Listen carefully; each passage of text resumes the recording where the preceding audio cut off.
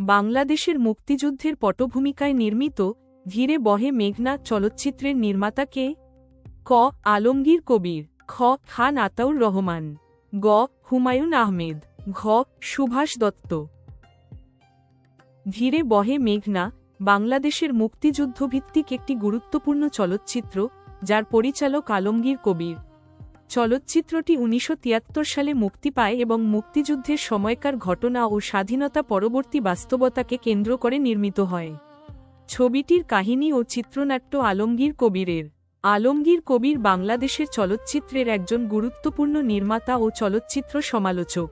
মুক্তিযুদ্ধের সময় তিনি স্বাধীন বাংলা বেতার কেন্দ্রের সঙ্গে যুক্ত ছিলেন এবং মুক্তিযুদ্ধভিত্তিক প্রামাণ্যচিত্র নির্মাণেও কাজ করেন।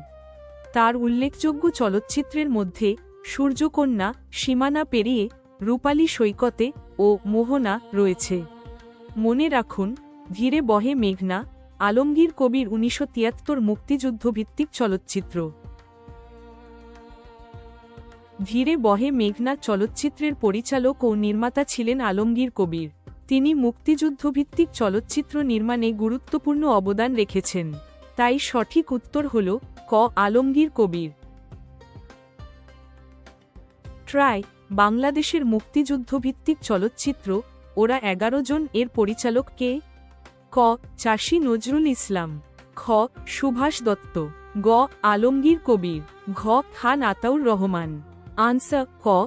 চাষী নজরুল ইসলাম। ছবিটির প্রযোজক ছিলেন মাসুদ পারভেজ, নায়ক সোহেল রানা। সুতরাং ধীরে বহে মেঘনা চলচ্চিত্রের নির্মাতা আলমগীর কবির। সঠিক উত্তর ক. আলমগীর কবির।